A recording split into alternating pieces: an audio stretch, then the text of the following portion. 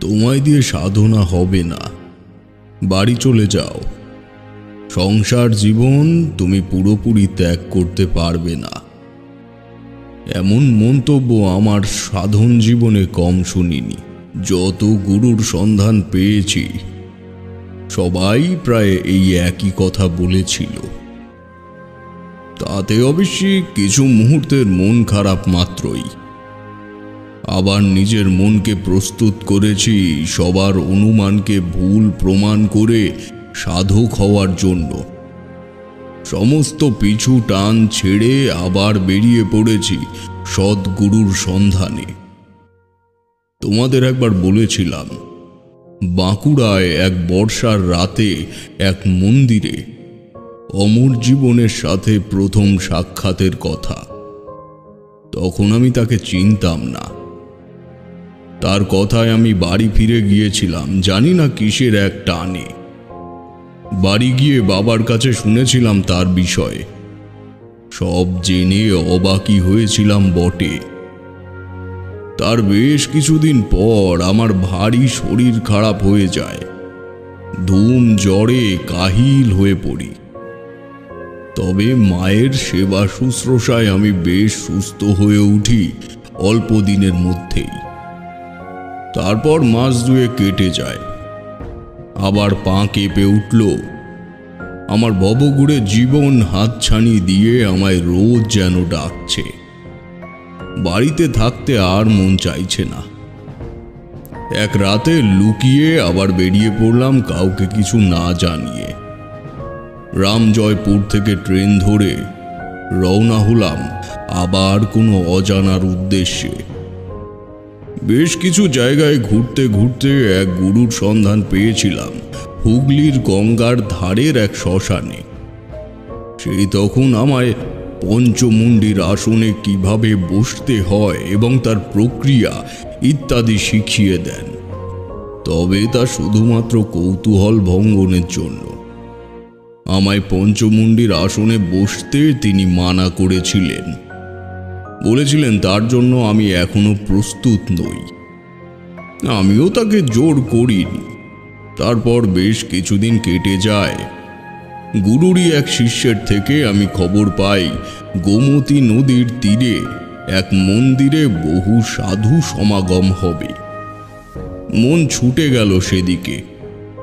গুরুর থেকে আজ্ঞা নিয়ে বেরিয়ে পড়লাম সেই উদ্দেশ্যে। সমাগম যেখানে হবে বলে খোঁজ পেয়েছিলাম গ্রামটির নাম বেলপুর। সেখানে পৌঁছাতে বেশ সন্ধ্যা হয়ে গিয়েছিল। একটা বট গাছের নিচে বসেছি একটু জিরিয়ে নেওয়ার জন্য। হঠাৎ দেখলাম একটা লোক আমার দিকে এগিয়ে আসছে। দেখে মনে হলো খুব একটা অবস্থাপন্ন নয়। খুবই সাধারণ আধময়লা ধুতি আর কাঁধে একটা গামছা। এসে হাত জোড় করে বলল, ঠাকুরমশাইয়ের কোথা থেকে আসা হচ্ছে? আমি হুগলি থেকে এসেছি। এখানে শুনেছি সাধু সমাগম হবে। হ্যাঁ ঠাকুরমশাই, এই তো কাল থেকেই শুরু হবে। এখান থেকে ক্রোশখানিক দূরে একটা মন্দির আছে, সেখানেই। বেশ, তবে এখনই বেরিয়ে পড়ি।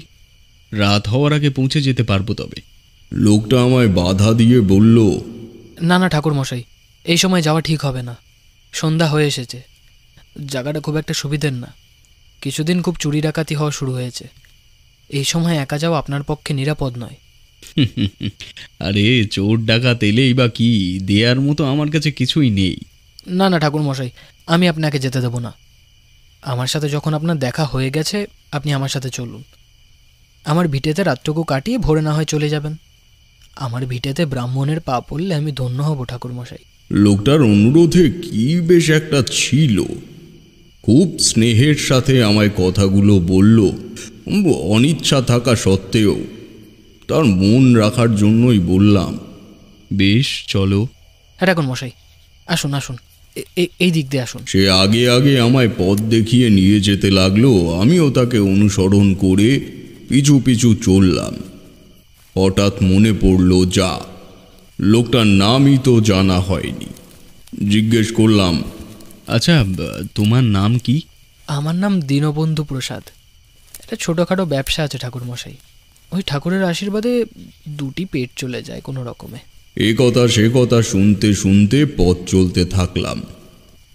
হাঁটতে হাঁটতে গ্রামের একদম শেষের দিকে অপেক্ষাকৃত কম জনবসতিপূর্ণ অঞ্চলে এসে পৌঁছালাম। সেখানেই দীনবন্ধু প্রসাদের বাড়ি। এটাকে বাড়ি না বলে একটা অস্থায়ী ঝুপড়ি বললে ভুল হবে না। দেখলে মনে হয় কোনো রকমের চারদিকে চারটে বাঁশের ঠেকনি দিয়ে চতুর্দিকের বেড়ার দেওয়ালগুলোকে দাঁড় করিয়ে ওপরে একটা বিচুলির ছাউনি টেনে দেওয়া হয়েছে। এক কথায় দীনবন্ধুর এমন করুণ অবস্থা আমি আশা করিনি। তবে তার থেকেও অবাক করা যে বিষয়টি আমার চোখে পড়ল তা হলো, বাড়িটির ঠিক পেছনে যেখান থেকে জঙ্গল শুরু হয়েছে তার লাগোয়া একটা বিশাল আকার ভগ্নপ্রায় বাড়ির ইট সুরকির স্তূপ। আমি অবাক হয়ে সেদিকে তাকিয়ে রয়েছি দেখে দীনবন্ধু বলল, ওটা আমার বাপ ঠাকুরদার বাড়ি ঠাকুরমশাই। আমরা এক সময় এই বেলপুরে জমিদার ছিলাম। আমি যেন আকাশ থেকে পড়লাম এই কথাটি শুনে। প্রশ্ন করলাম, জমিদার ছিলে মানে? তাহলে আজ তোমার এই দশা হলো কিভাবে?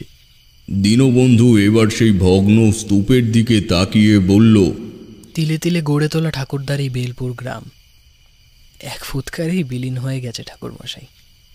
সে ঘটনা যখন ঘটল আমি তখন খুব ছোট, তবে চোখে দেখে দেখে যেটুকু বুঝেছিলাম তা আরও স্পষ্ট হলো মরণাপন্ন পিতার মুখে সমস্ত ঘটনা শোনার পর। আমার মনের ভেতরে তখন প্রশ্নের সমুদ্রে জোয়ার এসেছে। তোলপাড় চলছে বিচার ও বুদ্ধির মাঝে। নিজেকে অনেক সংযত করে বললাম, কি ঘটেছিল এমন যে আজ তার স্মৃতিচিহ্নটুকুও বিলীন হতে বসেছে? দীনবন্ধুর দুই চোখ চিকচিক করে উঠল। শান্ত কণ্ঠে বলল, আপনি শুনবেন সে ঘটনা? সাগ্রহে বললাম, এমন ঘটনা না শোনা পর্যন্ত আমার কৌতূহল কমবে না দীনবন্ধু। আসুন ঠাকুরমশাই, আগে আপনি একটু বিশ্রাম নিন, তারপর বলছি। দীনবন্ধু ওর ঘর লাগোয়া ছোট্ট বারান্দার ওপরে একটা শীতল পাটি পেতে দিয়ে ঘরের মধ্যে ঢুকল। আমি পুঁটলি নামিয়ে রেখে বসলাম সেখানে। ঘরের মধ্যে থেকে একটা মেয়েলি চাপা শব্দ শুনতে পেলাম এবং একই সঙ্গে এটাও বুঝতে পারলাম বাড়িতে অতিথি সৎকারের গোপনীয় পরামর্শ চলছে। তাতে করে ঘরের কোন জিনিস দিয়ে কতটা করা যাবে সে বিষয়টাও যেন একসময় কানে এসে ঝাপটা দিল। খানিক বাদে দীনবন্ধু এসে বসলো আমার সম্মুখে। বলল, ঠাকুরমশাই, আমি আর আমার স্ত্রী এই দুটি মাত্র প্রাণী আছি এই আস্থা করে। আপনার জন্য একটু চায়ের ব্যবস্থা করতে বলে এলাম। ঠাকুরমশাই, আপনার আমিষে আপত্তি আছে নাকি? আমিষ নিরামিষ ভেদাভেদ আমি কখনোই করিনি, তা তো তোমরা জানোই। তন্ত্রশাস্ত্রে খাদ্যদ্রব্যের ওপরে তেমন কোনো বিধিনিষেধ নেই। আমি নাবাচক মাথা নেড়ে বললাম, তুমি শান্ত হও, খাওয়া দাওয়া নিয়ে এত ব্যস্ত হইও না। আমি এখন ভীষণভাবে উত্তেজিত তোমার মুখে তোমার বংশ কাহিনী শোনার জন্য। বলো দেখি। দীনবন্ধু প্রসন্ন চিত্তে আমার দিকে খানিক চেয়ে থেকে বলতে শুরু করল। তারপর যে ঘটনা শোনালো আমায় তা আমার মতো করে তোমাদের বলছি। সে সময় বেলপুরের জমিদার ছিল রামজীবন প্রসাদ। ওনার বর্ণনা এক কথায় যদি করি তাহলে ঈশ্বরের দূত বললে ভুল হবে না। বেলপুর গ্রামের প্রজারা পারলে ওনাকে পুজো করে, আর তার ছেলে হরিহর প্রসাদের ছিল তার বাবার মতোই ঈশ্বর প্রদত্ত মন। গ্রামের মানুষরা জমি ভাগ নিয়ে চাষ করত এবং সেই উৎপন্ন ফসলের খুব সামান্য অংশই জমিদারের গোলায় উঠত। আবার সেই গোলার উদ্বৃত্ত ফসল দিয়ে জমিদার রামজীবন গরিব দুঃখী ও ভিক্ষুকদের সাহায্য করতেন। আশেপাশের গ্রামের লোকজন এবং দূর দূরান্তের যাযাবর শ্রেণীর মানুষের বেলপুরের ঈশ্বরধর্মী জমিদারের কথা লোকমুখে শুনতে পেয়ে ধীরে ধীরে এই গ্রামের মধ্যেই এসে বাসা বাঁধতে শুরু করল। আর সেই নবাগত বাইরের আগন্তুক গোষ্ঠীর সঙ্গেই প্রবেশ করল জমিদার বংশের পতনের কারণ। একদিন অনেক সকালবেলায় জমিদার রামজীবন প্রসাদ বাড়ির প্রাঙ্গণে পায়চারি করছিলেন। এমন সময় একদল মানুষ এসে তার সামনে দাঁড়ালো। প্রত্যেকের মুখেই কৃতজ্ঞ চিত্তের ছাপ। আগত দলের কিছু কিছু নারীর চোখে জল এবং ছোট ছোট ক্লান্তিকর অভিব্যক্তি মেশানো করুণ দৃষ্টিতে চেয়ে থাকা শিশু। জমিদার তাদের দিকে এগিয়ে এসে বললেন, কি ব্যাপার, তোমাদের এমন করুণ অবস্থার কারণ কি? জমায়েতের ভেতর থেকে এক বৃদ্ধ এগিয়ে এসে বলল, জমিদার বাবু, আমরা সকলে ঘর ছাড়া উদ্বাস্তু। আপনার স্মরণে ঠাঁই নিতে এসেছি। আপনি ঈশ্বর তুল্য মানুষ, দয়া করে আমাদের মাথা গোজার একটা ঠাঁই করে দিন। আমরা সশ্রম এই গ্রামের বাসিন্দা হতে চাই। জমিদার রামজীবন প্রসাদের মুখে প্রসন্নতার হাসি ফুটে উঠল। সে বলল, এতে আর চিন্তার কি আছে? তবে আমি একজন মানুষ, আমার ঈশ্বর তুল্য বলে মহাপাতক ঘটবে না। গ্রামের উত্তরে যে জঙ্গল অঞ্চল রয়েছে সেইখানে গিয়ে আপনারা বাসা বাঁধতে আরম্ভ করুন। সেই জঙ্গল লাগোয়া চাষ জমি রয়েছে আমার। নায়েব মশাই গিয়ে পরিবার বিবেচনা করে আপনাদের মধ্যে সে জমি ভাগ করে দিয়ে আসবে। আর বাচ্চাদের লেখাপড়ার দায়িত্ব নেবে আমার ছেলে হরিহর। সেও চলে যাবে আপনাদের ওখানে। ধন্যবাদ আপনাদের সকলকে আমার উপরে এতটা আস্থা রাখার জন্য। আগন্তুকদের মধ্যে অধিকাংশ মানুষ ষষ্ঠাঙ্গে প্রণাম করে চলে গেল দল বেঁধে উল্লেখিত উত্তরের জঙ্গলের উদ্দেশ্যে।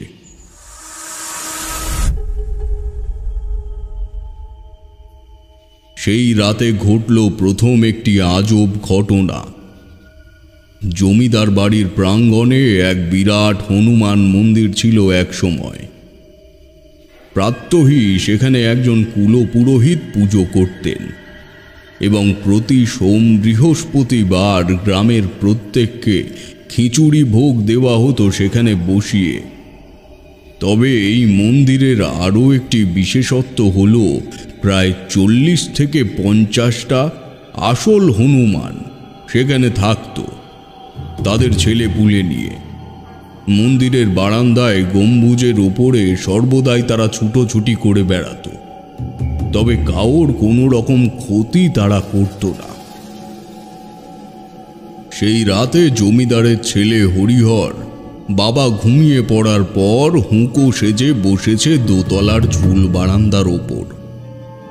এমন সময় লক্ষ্য করল মন্দিরের চত্বর থেকে প্রাণীগুলি ছুটতে ছুটতে তাদের বাড়ির দিকে আসছে। কেউ কেউ বারান্দার চত্বরের মধ্যে উধাও হয়ে যাচ্ছে, আবার কেউ কেউ লাফিয়ে দোতলার দিকে ছুটে আসছে। জ্যোৎস্নার ফকফকে আলোয় এই দৃশ্য সে পরিষ্কার দেখতে পাচ্ছে। এমন সময় একটা ছোট হনুমান শাবক তার চেয়ারের পাশে এসে চুপ করে বসে পড়ল।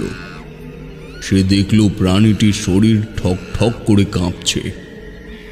এই হনুমানগুলিকে তারা জীবন্ত দেবতার মতো শ্রদ্ধা করত।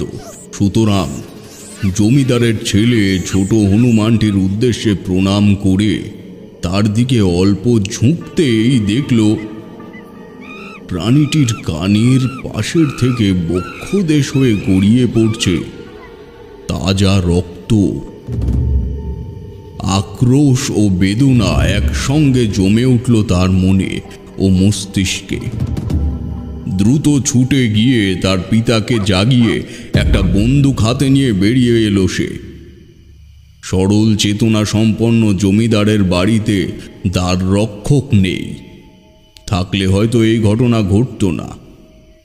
ততক্ষণে বাড়ির ভৃত্যরা জেগে গিয়ে বাইরে এসেছে। জমিদার বাবু ছুটে গেছেন মন্দিরের সামনে। তার পাশে হ্যাঁচা খাতে দাঁড়িয়ে এক ভৃত্য। হরিহর বাড়ির পাঁচিলের বাইরে গিয়েই দেখতে পারল এক বলিষ্ঠ মা হনুমানের ধড়ের থেকে তার মাথা কেটে ফেলেছে কেউ। প্রাণীটি মস্তক ছিন্ন হওয়া সত্ত্বেও তখনও জীবিত। তার শরীর অন্তিম প্রাণ শক্তি একত্রিত করার আশায় ঠক ঠক করে কাঁপছে।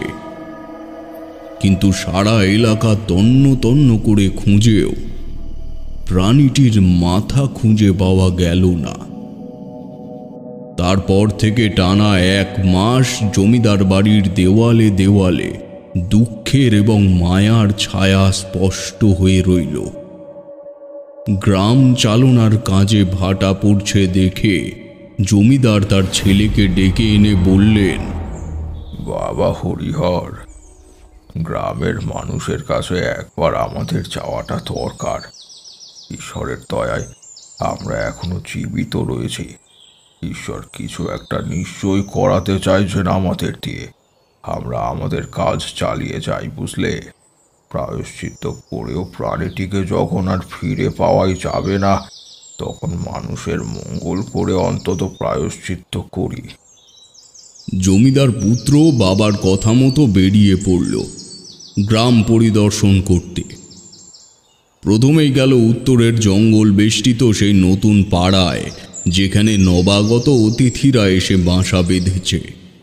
জমিদারের ছেলেকে দেখে গ্রামের মানুষ একত্রিত হলো ঠিকই, তবে তাদের চোখে মুখে একটা অস্থিরতা লক্ষ্য করল হরিহর। প্রশ্ন করল, কি ব্যাপার? আপনারা সকলে ভালো আছেন তো? চাষবাসে কোনো রকম অসুবিধা হচ্ছে কি? গ্রামবাসীদের মধ্যে একজন বলল, সব কিছু ঠিকই চলছিল কথা। আজ সকালে নাঙল নিয়ে যখন যাচ্ছিল সমিতি, হঠাৎ দেখলো একটা শিয়াল মাথা কাটা অবস্থায় পড়ে রয়েছে। জিনিসটা দেখে ভয় হলো। পাড়ায় এসে সবাইকে ডেকে নিয়ে গেলুম, ভাবছিলাম আপনাদের গিয়ে একবার জানাবো। তা আপনি চলে এলেন যখন, যদি একবার দেখেন। এবার হরিহরের বুকটা কেঁপে উঠল এক অজানা আতঙ্কে। আবার একটি প্রাণীর মস্তক ছেদন! এসব কি ঘটে চলেছে গ্রামে? সেই গ্রামবাসীর নেতৃত্বে পুরো জমায়েতটা ওই প্রাণীর মৃতদেহর কাছে ছুটল।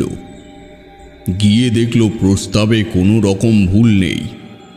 জমিদার পুত্র একটুও দেরি না করে চলে এলো বাড়িতে। তার বাবাকে সম্পূর্ণ বিষয়টা জানানোর পর দুজনেই কেমন হতাশ আর কিংকর্তব্য বিমূঢ় হয়ে বসে রইল। এমন অবস্থায় মনে বিভিন্ন রকমের কুআশঙ্কা জেগে ওঠে। তারা ভাবল হয়তো এটা কোনো বন্য প্রাণীর কাজ, অথবা কোনো বাইরের রাজ্যের লোকজন এসে তাদের মনকে অস্থির করার জন্য এই কাজ করছে। হরিহর বলল, বাবা, এত মানুষ গ্রামে এসে বাস করছে, তাদের মধ্যে কেউ আমাদের সঙ্গে ষড়যন্ত্র করছে না তো? না না, মনের মধ্যে নিজেদের অতিথিদের প্রতি অবিশ্বাস তৈরি করো না হরিহর। এতে জমিদারি চলে না। এতে জমিদারি চালনা করতে অসুবিধে হবে। এর থেকে বরং কয়েকজন লোক একত্রিত করে তাদের গ্রামের বিভিন্ন অঞ্চলে পাহারায় বসিয়ে দাও। তাতে করে গ্রামবাসীদেরও মঙ্গল হবে। আমাদের থেকে তারা বেশি ভীত হয়েছে, সেটা মোটেই আমার কাছে সুখকর বস্তু নয়। হরিহর এবার তার বাবার কথা মতো গ্রামের পুরনো কিছু মানুষকে একত্রিত করে তাদের বিভিন্ন সীমানায়, জঙ্গলে ইত্যাদি জায়গায় পাহারায় নিযুক্ত করল। এবং আরও একবার তারা যে মাটির মানুষ তার পরিচয় দিল একটা কথা বলে। সে বলল, তোমরা চিন্তা করো না, আমিও মাঝে মধ্যে তোমাদের সঙ্গে পাহারা দেব। এইভাবে আরও 2 সপ্তাহ কেটে গেল। এবার যে নতুন সমস্যা এলো তা প্রাকৃতিক। জ্যৈষ্ঠের কঠোর দাবদাহকে শান্ত করতে প্রতি বছর যে কালবৈশাখী আসে তার কোনো দেখা নেই এই বছর। সকল সময় একটা কালো মেঘ ঘনিয়ে থাকে বেলপুরের ওপরে, কিন্তু অভিমান ভেঙে বৃষ্টি হয়ে ঝরে পড়ে না কালক্রমেও।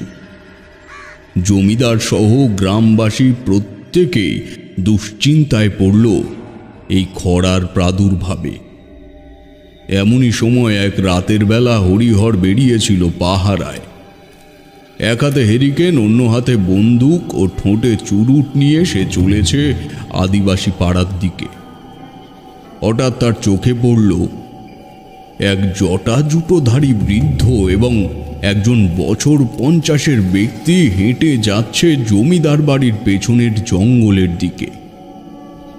এই দিকটায় কোনো জনবসতি নেই। 50 বিঘের মতো দুর্ভেদ্য জঙ্গল পেরোলে শুরু হয় ময়নাগাছি গ্রামের সীমানা। তার মনে কৌতূহল হলো, এত রাতে ওই জঙ্গলে কারা যায়? এখনই ডাক দিলে পাঁচে তাদের সংকল্প ভঙ্গ হয়। তাই সে হ্যারিকেন নিভিয়ে দিয়ে চুপি চুপি তাদের পিছু নিল। সামনের মানুষ দুটির মধ্যে সাধু বেশি লোকটি বাদে অন্য মানুষটির চলন এতটাই অসংলগ্ন যে দেখে মনে হয় যেন কোনো রকমে সাধুর ওপর ভর করে সে এগিয়ে চলেছে। হরিহর হাঁটতে হাঁটতে জঙ্গলের কত দূরে চলে এসেছে সে জানে না। হঠাৎ একটি অবাস্তব জিনিস দেখে সে চমকে উঠল। সে দেখল খানিক দূরেই একটা জায়গার থেকে হলদে আলোর ছটা বেরিয়ে আসছে। আশেপাশের গাছের পাতায় সে আলোর রশ্মি প্রতিফলিত হচ্ছে, আর সেই সন্দেহ ভজন ব্যক্তি দুজন এগিয়ে যাচ্ছে সেই আলোর দিকে। ঘটনাস্থল বেশি দূরে নয় দেখে সে নিজেকে যতটা সম্ভব আড়াল করে একটি গাছের পেছনে দাঁড়িয়ে পড়ল।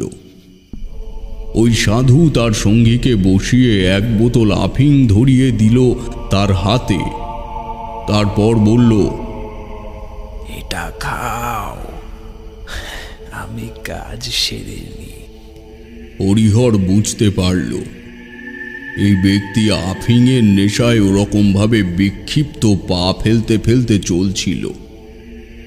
সে আরো লক্ষ্য করল একটা বেজির কাটা মাথা পড়ে রয়েছে খানিকটা দূরেই।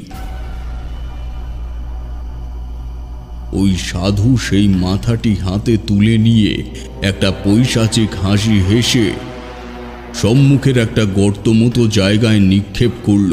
তারপর চোখ বুজে কি যেন বিড়বিড় করে সামনের লোকটিকে বলল, এই গর্তের উপর মাথা রেখে শুয়ে পড়ো, দেখবে এক কলসি মোহর রয়েছে মাটির তলায়।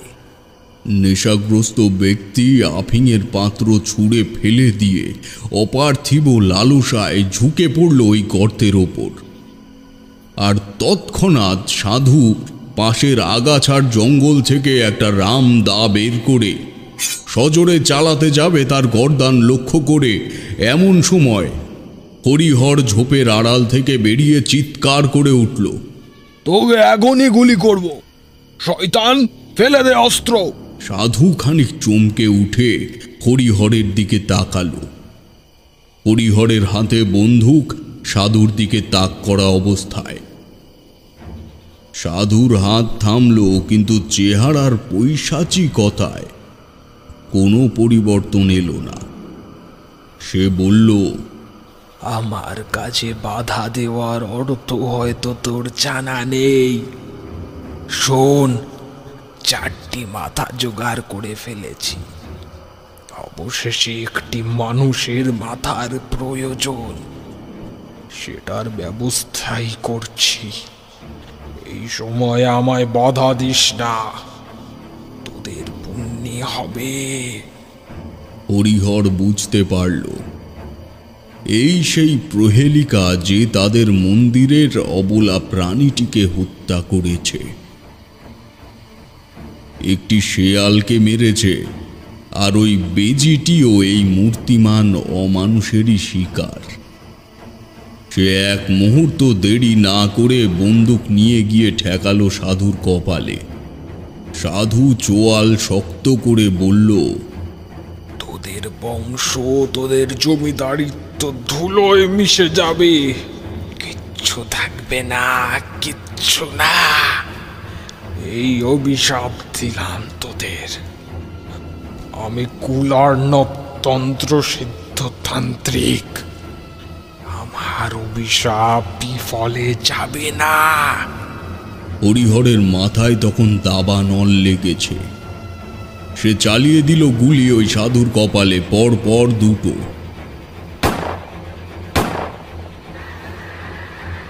সঙ্গে সঙ্গে আশপাশের জঙ্গলে জানোয়ার ও পাখিরা গুলির শব্দে আর্তনাদ করতে করতে পরিবেশটাকে আরো ভয়ঙ্কর রূপ দিল। হরিহর নেশারু ব্যক্তিটিকে কাঁধে নিয়ে ফিরে এলো জমিদার বাড়িতে। গ্রামবাসীদের একত্রিত করে সবাইকে ঘটনার সত্যতা জানানোর পর তাদের মধ্যে একজন বলল, এই মানুষটারে বেশ কয়েক মাস ধরে দেখছিল গ্রামের এদিক ওদিক মাঠে ঘুরে বেড়াতে, কারোর সাথে কথা বলতো না। আমরা ভেবেছিলাম নতুন কোনো মানুষ হবে হয়তো, আসলে আপনারা তো থাকতে দেন, তাই সেরকম কিছু মাথায় আসেনি। জমিদার বুঝতে পারল তার উদার ভাবাপন্ন ব্যক্তিত্বের কারণে বোলপুরের মধ্যে এই জাতীয় বিকৃত মস্তিষ্কের মানুষের অবাধ বিচরণ চলছে। স্বস্তির শ্বাসের বদলে তার মনে দুশ্চিন্তা বাসা বাঁধল আরও। গ্রামের মানুষ দুশ্চিন্তা মুছে যে যার বাড়িতে চলে গেল ঠিকই, তবে জমিদার বাড়িতে সেদিনের পর থেকে আর স্বস্তি ফিরে আসেনি। তারপরের থেকে ঠাকুরমশাই আমাদের বাড়িতে একের পর এক অমঙ্গল দুর্ঘটনা ঘটতে শুরু করলো। একদিন মা ঘরের মধ্যে বসে বোতাম সেলাই করছে। হঠাৎ অন্যমনস্ক হয়ে যাওয়ার কারণে তার হাতে সুই ফুটে যায়। যন্ত্রণা যতটা না হওয়ার কথা তার থেকে বেশি বীভৎস যন্ত্রণা করতে শুরু করলো মায়ের আঙুলে। ঠাকুরদার অর্থাৎ রামজীবন প্রসাদের তখন শরীর খুব খারাপ, তাই বাবা সবসময় তার পাশেই থাকতেন। মা বাবাকে কোনো মতে ডেকে এনে তার সাথে ঘটা ঘটনা ও যন্ত্রণার বর্ণনা দিতেই বাবা ক্ষতস্থানটা আরও একবার ভালো করে চোখের সামনে তুলে দেখতেই যাচ্ছিলেন, এমন সময় জানলার ওপর একটি হনুমান এসে বসল। আমাদের সারা বাড়ির ভেতরেও ইতস্তত বানরের দল ঘুরে বেড়াতো। আপনাকে আগেই বললাম, বাবা ঠাকুরদা তাদের ঈশ্বরের থেকে কম নজরে দেখতেন না। হনুমানটি জানলার থেকে নেবে ঘরে প্রবেশ করল। বাবা মা লক্ষ্য করল প্রাণীটির চোখ ছলছল করছে। সে এসে মায়ের হাতটা ধরতেই তার চোখের থেকে এক ফোঁটা জল মায়ের আঙুলের ওই ক্ষতস্থানটার উপর পড়ল। আর পরক্ষণেই অবিশ্বাস্য এক ঘটনা ঘটল, জানেন ঠাকুরমশাই। মায়ের আঙুলের যন্ত্রণা উবে গেল। বাবার দৃষ্টি আরও সজাগ হলো। উনি মাথা ঝুঁকিয়ে প্রণাম করলেন সে প্রাণীটিকে। তখনই দেখলেন এই সেই ছোট্ট হনুমানটা, যার কানের পাশ থেকে রক্ত গড়িয়ে পড়ছিল, যেটা প্রথম এসে বসেছিল সেদিন রাতে বাবার পাশে। বাবা নিশ্চিত হলো ওই সাধু প্রথমে এই দেবতাকেই আক্রমণ করতে চেয়েছিল, একেই তার শিকার বানাতে চেয়েছিল। তারপর ঠাকুরমশাই ধীরে ধীরে সে হনুমান দল একে একে উধাও হয়ে গেল মন্দির থেকে। বাড়ির পায়রাগুলো কোথায় যেন মিলিয়ে গেল বাড়ির চৌহদ্দির থেকে। মাকে রেখে এলো মামার বাড়িতে। এদিকে দাদুর প্রায় অন্তিম অবস্থা সমাগত। গ্রামে চাষবাস নেই, বৃষ্টি নেই, টানা 1 বছর। বাবা বুঝতে পেরেছিল জীবনের বাস্তুতন্ত্রে এক কঠিন সময় আসতে চলেছে। অবশেষে 19শে শ্রাবণ এক ভীষণ ঝড় বৃষ্টির দিনে দাদু মারা গেলেন। শ্মশানে চালাঘর তৈরি করে অন্তিম সংস্কার করা হলো দাদুর। গ্রামের মানুষ ফিরে আসার পর বাবা একটা গাছের গোড়ায় অস্থির কলসি পাশে রেখে বসে তার চলমান জীবন ও ভবিষ্যতের পরিস্থিতির কথা ভাবছিলেন। এমন সময় এক সাধু এলো সেখানে। সে বাবার পরিস্থিতি জেনে তাকে দেখেই বুঝে গেল। সে বলে গিয়েছিল ঠাকুরমশাই যে ওই বাড়ি ত্যাগ করে পাশে কোথাও বাসা বাঁধতে। ওই বাড়িতে যে অভিশাপ লেগেছে তা দিয়েছে কোনো উচ্চমার্গের তান্ত্রিক। তা আর এখন খণ্ডানোর নয়, এই জাতীয় কিছু মুক্তির সংকেত দিয়ে চলে গেছিল ওই সাধু। এটুকু বলে দীনবন্ধু থামল আমি কেবল তার হতাশায় হতাশা মিশিয়ে লজ্জা ত্যাগ করে সে রাতে তার বাড়িতে আতিথ্য গ্রহণ করলাম। পরদিন দীনবন্ধুর কাছের থেকে বিদায় নিয়ে চলে এলাম তার বাড়ির থেকে খানিকটা দূরে। তবে মনে আমার একটা সন্দেহ জন্মেছিল তার মুখে ওই কাহিনী শুনে। আমি সদ্য পঞ্চমুণ্ডির আসন প্রস্তুতির উপায় দেখে এসেছিলাম। আমার ধারণা যদি ভুল না হয় তাহলে ওই তান্ত্রিক নিশ্চিত ওই আসন তৈরি করছিল। আমার পুটলিতে একটা নরকরটি থাকত।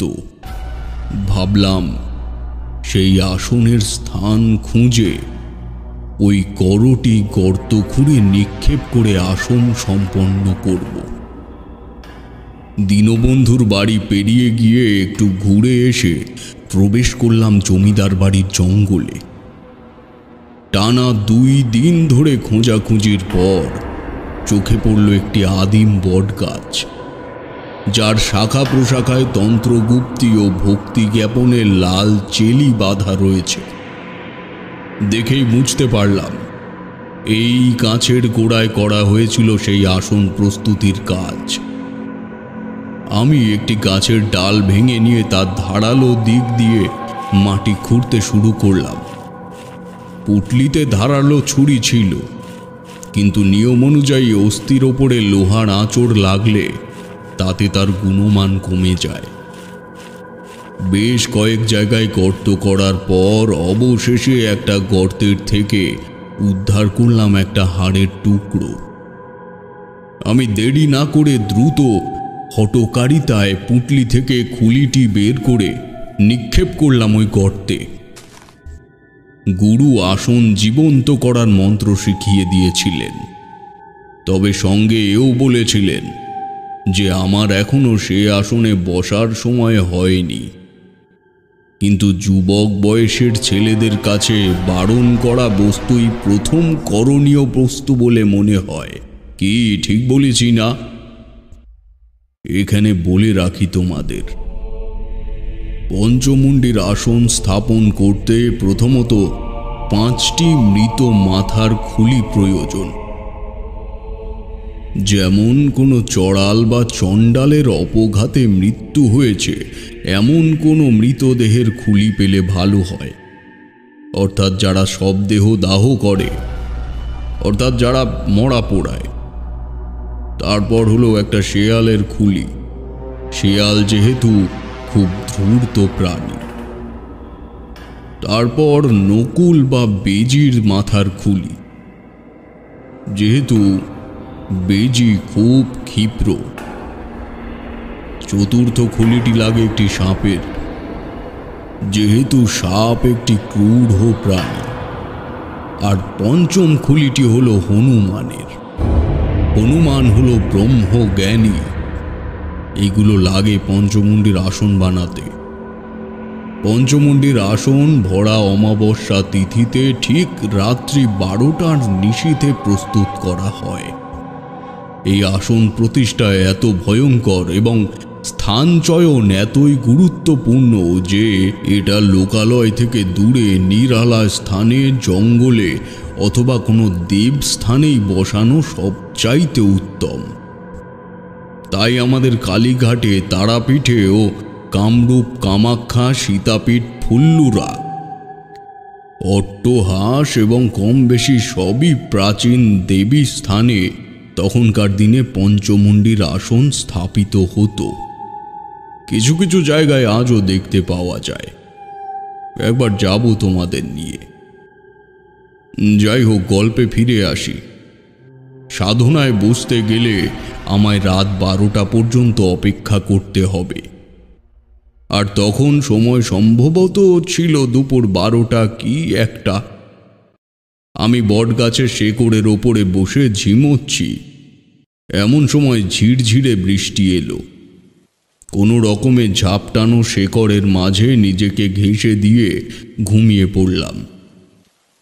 যখন ঘুম ভাঙল তখন আমার শরীর ব্যথায় ছিঁড়ে যাচ্ছে। কিসের ব্যথা, কেন ব্যথা, তার উৎস আমি জানি না। উঠে দাঁড়িয়ে নিজেকে সুস্থ আবিষ্কার করতে চাইলাম, কিন্তু না, তা মনে হয় আমি বহুদিন ধরে ছিলামই না। খুব কষ্ট করে নিজের সঙ্গে রীতিমতো যুদ্ধ করে আবার গাছের গোড়ায় বসলাম। চারিদিক সন্ধ্যার আগমনের পূর্বাভাস দিচ্ছে। প্রাচীন বনস্পতি জেগে উঠেছে, সেজে উঠেছে রাতের সাজে। আমার চোখ যেন বুজে আসছে অপার্থিব অসুস্থতা ও ক্লান্তিতে। এমন সময় পদব্রজে কাউকে এগিয়ে আসতে দেখলাম, কিন্তু পূর্ণ নেত্রে তাকে দেখার মতো শক্তি আমার নেই। গলা শুনে চিনতে পারলাম। সে বলল, তোমার এই অবস্থা হওয়ার কারণ কি তুমি জানো? আজ কৌশিকী অমাবস্যা, আর তুমি পঞ্চমুণ্ডির আসনের মতো এক ভয়ঙ্কর সাধনায় ব্রতী হতে চলেছ আজ। তারানাথ, তুমি জানো না তুমি মৃত্যুকে কতটা সাগ্রহে কাছে টেনে নিতে চলেছ। তুমি এখানেই মারা যাবে যদি বাড়িতে না ফিরে যাও তারানাথ। তোমার শরীর ধীরে ধীরে আরো খারাপ হয়ে পড়বে। আমি বুঝতে পেরেছিলাম সে কে, তবুও খুব কষ্ট করে প্রশ্ন করলাম, তুমি কে? কি তোমার পরিচয়? আমি অমরজীবন ভট্টাচার্য।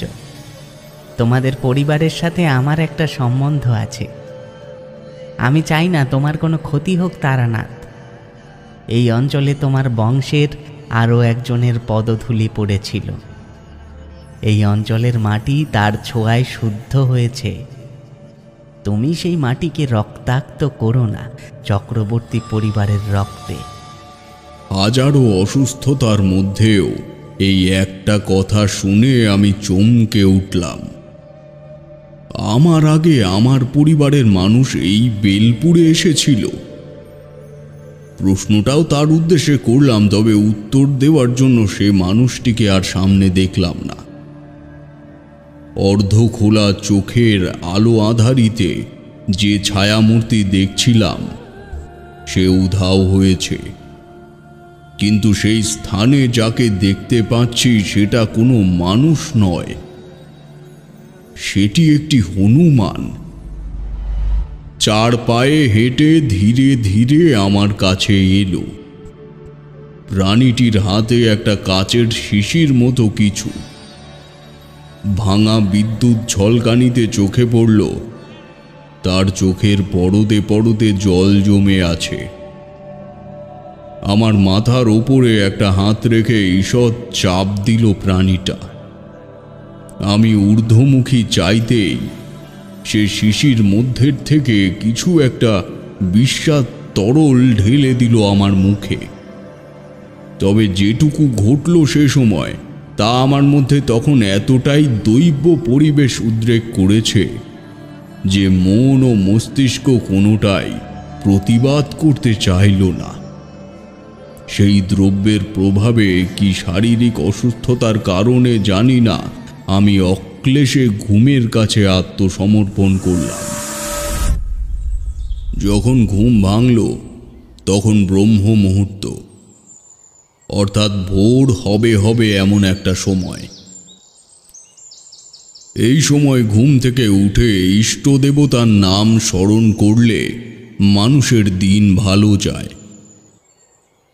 তবে শরীর সম্পূর্ণ সুস্থ তখন আমার, আর একই সঙ্গে মনের মধ্যে পর্বত সমান কৌতূহল ও প্রশ্নের স্তূপ। আমি সে স্থান ত্যাগ করে চলে এলাম আবার বেলপুর গ্রামের রাস্তায়। হঠাৎ মাথায় এলো, দীনবন্ধু বলেছিল এক সাধু এসে তার বাবাকে অর্থাৎ হরিহরকে বলেছিল যে তাদের বাড়িতে অভিশাপ লেগেছে, বাস্তু ত্যাগ না করলে বাঁচার কোনো উপায় নেই। আমি দ্রুত তার বাড়ির দিকে এগোলাম আবার এই সন্দেহে। পৌঁছে দেখলাম দীনবন্ধু দুটি ছাগল নিয়ে বের হচ্ছে বাড়ির থেকে। আমায় দেখে সে এগিয়ে এসে বলল, কি ব্যাপার ঠাকুরমশাই, আপনি এখানেই আছেন এখনো, আর আমায় জানাননি? আসুন আসুন আসুন, বাড়িতে আসুন। না দীনবন্ধু, বাড়িতে নয়। তুমি আমায় একটা কথা বলো তো দেখি, তোমার বাবার কাছে যেই সাধু এসেছিলেন, যিনি ওনাকে বাড়ি ছেড়ে দিতে বলেছিলেন, তার নাম কি? অথবা তার ঠিকানা তুমি কি জানো? দীনবন্ধু মাথা চুলকে ভ্রুকুটি করে বললে, নামটা কি যেন মনে পড়ছে না।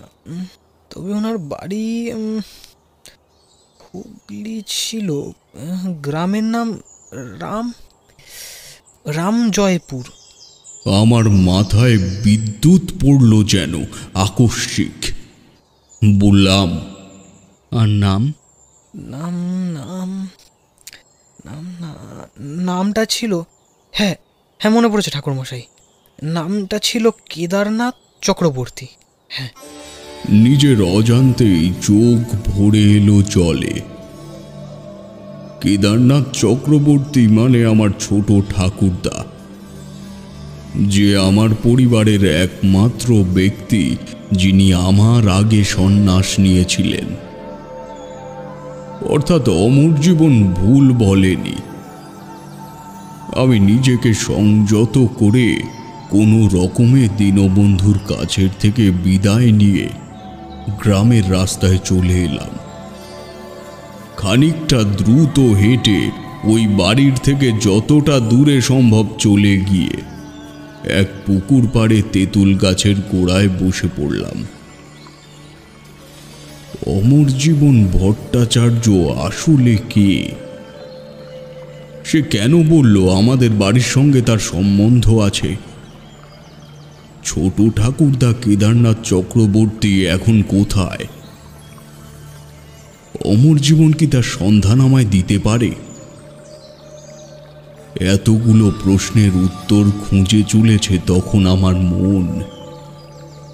তবে উত্তর আমি পেয়েছিলাম, একে একে সব প্রশ্নের, যার প্রতিটা উত্তরেই এক একটি ঘটনার সৃষ্টি হয়েছে।